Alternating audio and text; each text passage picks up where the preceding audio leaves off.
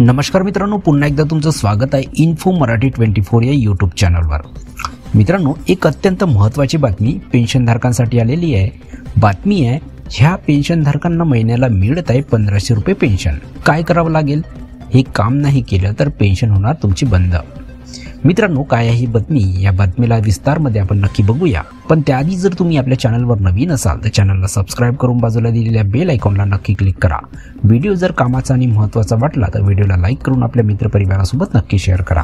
मित्रांनो, संजय गांधी निराधार योजना व श्रावणबाळ योजनेतील ज्येष्ठ नागरिकांची पेन्शन आता डीबीटीद्वारे थेट बँक खात्यावर जमा होणार आहे। यासाठी लाभार्थ्याच्या आधार कार्डचे बँक खात्याशी केवायसी असणे महत्त्वाचे आहे। जिल्ह्यात आतापर्यंत 92% इतके काम पूर्ण झाले आहे, परंतु ज्यांची बँक खात्याशी केवायसी झालेली नाही त्यांची पेन्शन बंद होण्याची शक्यता आहे। यामुळे अनेक ज्येष्ठ नागरिकांची अडचण होणार आहे। मित्रांनो, ज्यांचे केवायसी होऊ शकत नाही त्यांचे काय करायचे आहे ते आपण बघूया। मित्रांनो, याबाबत सरकारकडून स्पष्ट निर्देश नाहीत, त्यामुळे संभ्रमाचे वातावरण निर्माण झाले आहे। ज्येष्ठ नागरिकांसाठी सरकारकडून संजय गांधी निराधार अनुदान योजना, श्रावणबाळ सेवा राज्य निवृत्ती वेतन योजना, इंदिरा गांधी वृद्धापकाळ निवृत्ती वेतन योजना राबवण्यात येत आहेत। यातील लाभार्थ्यांना महिन्याला 1500 रुपये मिळत आहेत। यातील लाभार्थ्यांना महिन्याला 1500 रुपये पेन्शन मिळत आहे। हे पैसे सरकारकडून तहसीलदारांना पाठवले जातात।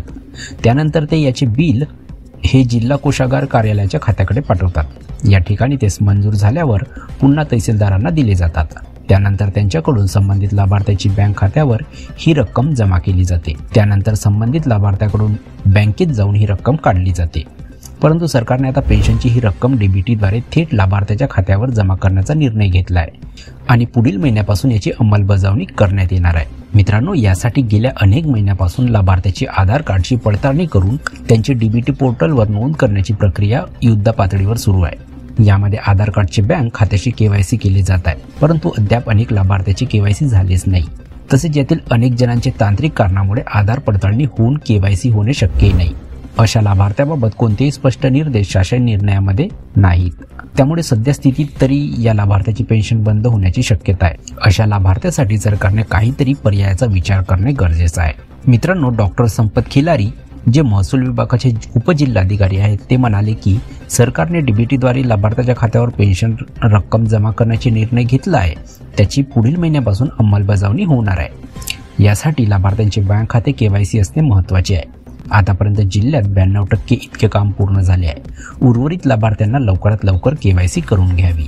आणखी पुन्हा वासुदेव कुलकर्णी जे ज्येष्ठ नागरिक आहेत त्यांनी म्हणाले की ज्येष्ठ नागरिकांना मिळणारी पेन्शन डीबीटीद्वारे थेट त्यांच्या खात्यावर जमा करण्याचा सरकारने घेतलेला निर्णय चांगला आहे, त्याची योग्य पद्धतीने अंमलबजावणी होणे गरजेचे आहे। काही ज्येष्ठ नागरिकांची काही तांत्रिक अडचणीमुळे डीबीटी पोर्टलवर नोंदणी होण्याची शक्यता कमी आहे।